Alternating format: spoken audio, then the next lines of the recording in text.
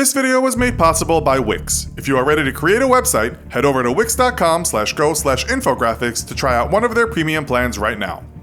The Vatican is the official headquarters of the Roman Catholic Church, as well as the residence of the Pope. The word Vatican is from the Latin Vaticanus, which means hill, but the term Vatican also refers to the authority and jurisdiction of the Pope. The Vatican runs very much like a government, appointing its own ambassadors, as well as receiving ambassadors from other countries. It is recognized by world powers, and most nations have ambassadors there. So how influential is this small city-state? That's what we'll be looking at today. In this episode of the Infographics Show, how much power does the Vatican have? Before we explore the power of this huge religious institution, let's first look at its history. Vatican City was founded in 1929, following the signing of the Lateran Pacts, a treaty and financial agreement between the Holy See, an ecclesiastical jurisdiction of the Catholic Church, and the Kingdom of Italy. It's not only home to the Pope, but also a raft of iconic art and rich architecture, including the Sistine Chapel, famous for Michelangelo's ceiling. As a sovereign state, it is recognized under international law, so though Vatican City is situated slap bang in the middle of Rome, you can think of it like a mini country with its own jurisdiction.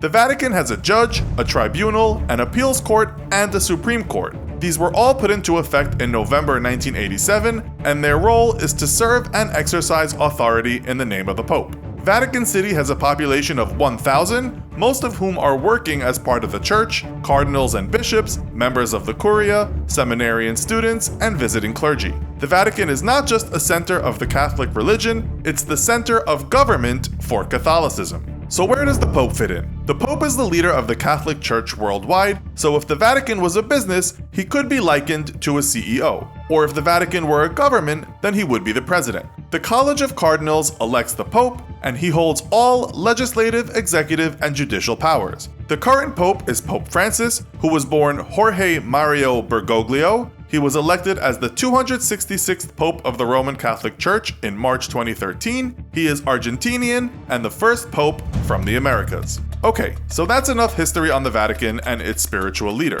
So how powerful is this religious giant? Although many consider the Vatican to be a spiritual kingdom, it is actually far more than that. Unlike any other church, as we explained, the Vatican is an independent state, which puts it in a unique position. Just like a big business with cash to spend, the Vatican has assets, including land and real estate in many different countries, and as a result, it has influence worldwide. And because it's a church, its assets and income are tax-free. According to an article on the NASDAQ, or American Stock Exchange, the Vatican Bank manages $64 billion of assets on behalf of its 17,400 customers. It owns $764 million in equity and keeps gold reserves worth over $20 million with the US Federal Reserve. Until very recently, the Vatican's banking system has resisted pressure for financial transparency, arguing that its church status made it exempt from external audits or investigations. But in the last few years, there has been more scrutiny on the church's finance, and with so much wealth at stake, it's maybe not a complete surprise that the Vatican Bank is often at the center of scandal and corruption charges. Cleaning up the bank has been a focus area for Pope Francis, who labeled his intentions as part of an honesty and transparency campaign.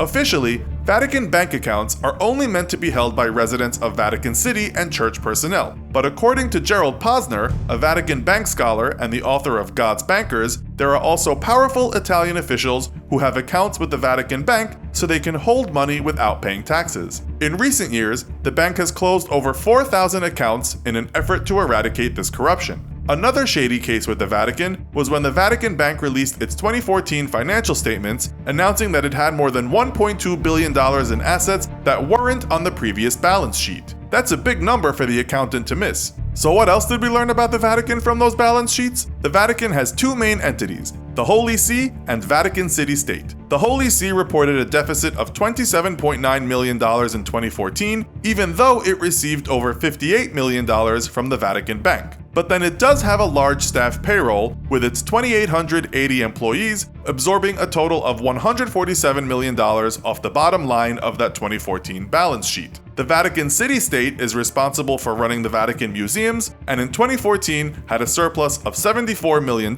so that makes up for some of those staff losses. Tourism is also a major component of the church's success. According to Vatican figures, there are estimated to be 1.2 billion Roman Catholics in the world. Many of these people travel to see the grand architecture, the museums housing ancient artifacts, and of course, catch a glimpse of the Pope. Vatican City is a tourist hotspot, and visitation has tripled under the popular Pope Francis. Between 2013 and 2015, more than 12 million people visited the Vatican for events featuring the Pope, and those figures are only for events inside the Vatican. Pope Francis also travels, garnering as many as 13 million additional visitors flocking to see him in other places. All this helps to spread the influence of the Pope and the Church. The Vatican has even managed to reap some rental revenue when in October 2014, the Sistine Chapel was rented out for the first time to the automaker Porsche for a corporate charity event.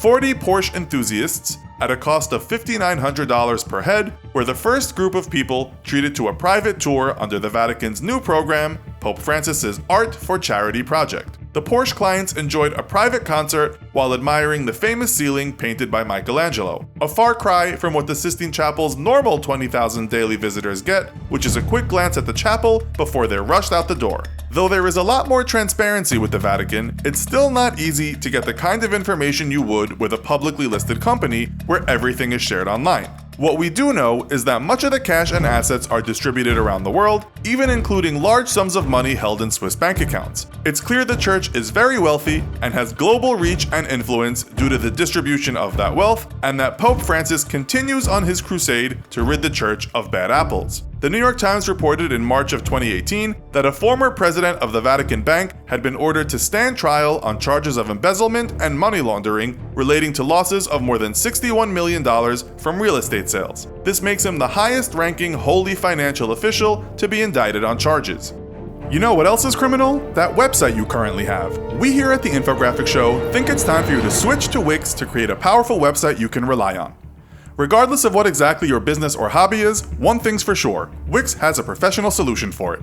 And if you're looking for more than just a website, maybe email marketing, a mailbox, or a custom domain, Wix can help you with that as well. Don't worry too much about things you don't have control over. Worry about what you can do to improve your life. Go to wix.com/go/infographics or click the link in the description and build the website you want and need today. So, does this institution have more money than it needs, or is this wealth important for the long-term survival of the Catholic religion? Let us know your thoughts in the comments. Also, be sure to check out our other video called What If the US Budget Was Only $100? How Would It Spend It? Thanks for watching, and as always, don't forget to like, share, and subscribe. See you next time!